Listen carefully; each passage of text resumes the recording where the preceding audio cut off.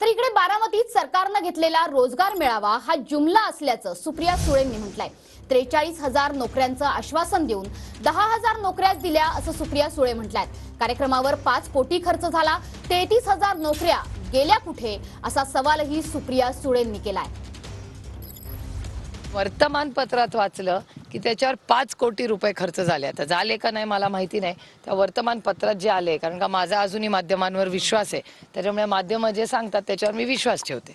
त्याच्यामुळे 5 कोटी रुपये फक्त पॅन्डॉलवर ठेवले, 43,000 नोकऱ्या तिथे होणार असं सांगण्यात आलं आणि त्याचं आम्ही स्वागत केलं।